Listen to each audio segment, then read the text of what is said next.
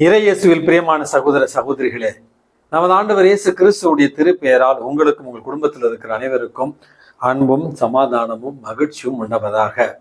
அன்புமிக்கவர்களே, ஜூலை மாதம் 25ஆம் தேதி தாயாம் திரு அவை திருத்துதரான புனித யாக்கோபினுடைய விழாவைத்தான் கொண்டாடுகிறது.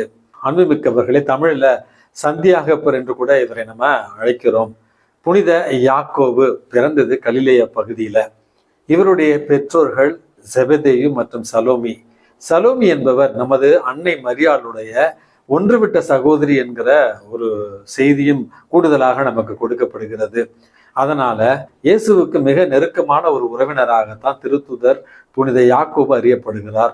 இவரும் மற்றும் இவருடைய சகோதர திருத்துதர் யோவான் இருவரும் தங்களுடைய தந்தை செபதேயோடு கடற்கரை ஓரமாக வலைகளை சரி செய்து கொண்டிருந்த நேரத்துல தான் நமது ஆண்டவர் இயேசு கிறிஸ்து இவர்களுக்கு அழைப்பு விடுக்கிறார். அழைப்பு பெற்ற திருத்தூதர் யாக்கோபும் மற்றும் அவருடைய சகோதர திருத்தூதர் யோவானும் இயேசுவுக்கு மிக நெருக்கமான திருத்தூதர்களாக இருந்திருக்கிறார்கள் என்பது தான் வரலாற்று உண்மை, விவிலிய உண்மை. இயேசுவினுடைய வாழ்க்கையில நிகழ்ந்த மிக முக்கியமான நிகழ்வுகளில் எல்லாம் 3 திருத்தூதர்கள் இயேசுவோடு இருந்திருக்கிறார்கள். அதுல மிக முக்கியமானவராக கருதப்படுபவர் திருத்துதர் யாக்கோபு. அன்புமிக்கவர்களே, உணர்ச்சி வயப்படக்கூடிய ஒரு திருத்துதராகத்தான் இவரை நம்ம நற்செய்தி வாசகங்களை நம்ம பார்க்கிறோம். நற்செய்திகளில் ஒரு இடத்துல சமாரிய பகுதியில ஒரு எதிர்ப்பு இருந்த ஒரு காரணத்தினால் இயேசுவிடத்துல திருத்துதர் யாக்கோபும் அவருடைய சகோதரர் யோவானும் சென்று மேலிருந்து நெருப்பு வர செய்து இவர்களை எரித்து விடலாமா அப்படி என்று உணர்ச்சி பூர்வமாக இயேசுவிடத்துல கேட்கிற ஒரு நிகழ்வை நம்ம பார்க்கிறோம்.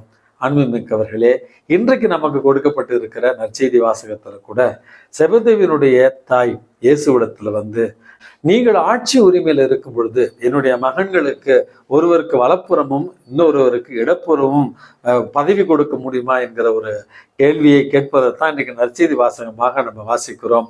அன்புமிக்கவர்களே, இயேசு அவர்களிடத்துல தான் குடிக்க இருக்கிற துன்ப கிண்ணத்துல இவர்களும் குடிக்க இயலுமா என்று கேட்டு அவர்கள் அதற்கு சம்மதம் தெரிவிக்கிறார்கள். ஆனால் கடைசியில நம்ம ஆண்டவர் இயேசு எனக்கு வலப்புறம் இடப்புறம் அமர்வதற்கான அந்த தகுதியை உருவாக்குபவர் தந்தையாகிய கடவுள் தான் அப்படி என்று சொல்லி இவர்கள் இருவரும் உணர்ச்சி பூர்வம் மிக்கவர்களாக இருந்தாலும் மனிதர்களுடைய பார்வையில பதவிக்காக இயேசுவிடத்துல இருப்பவர்களாக தெரிந்தாலும் இவர்களும் மறைசாட்சியத்தை ஏற்பார்கள், இவர்களும் சாட்சியம் பகர்வார்கள் என்கிற அழகான உண்மையைத்தான் இன்றைக்கு நற்செய்தி வாசகத்தின் வழியாக நமது ஆண்டவர் இயேசு கிறிஸ்து நமக்கு தருகிறார்.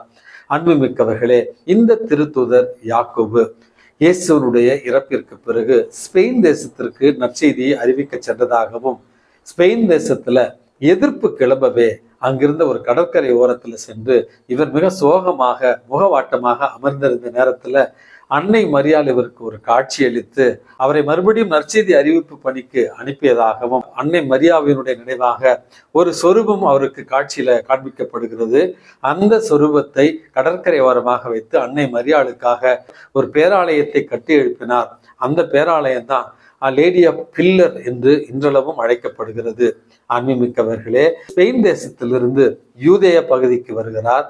அப்பொழுதிருந்த ஏரோது அக்ரிப்பா அவனுடைய அந்த ஒரு காலத்துல யூதர்களையும் ரோமையர்களையும் மகிழ்ச்சிப்படுத்துவதற்காக திருத்துதர் யாக்கோவை வாளால் வெட்டி கொன்றான் ஏரோது என்கிற ஒரு செய்தியும் விவிலியத்துல கொடுக்கப்பட்டிருக்கிறது.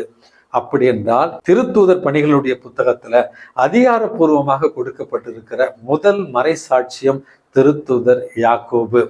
நற்செய்தி வாசகத்துல உணர்ச்சிப்படக்கூடியவராக அதே நேரத்துல பதவி ஆசை பிடித்தவராக நமக்கு அவர் தெரிந்தாலும் இயேசுவுக்காக முதல் இரத்த சாட்சியத்தை ஏற்றுக்கொண்டவர் தான் திருத்துதர் யாக்கோபு.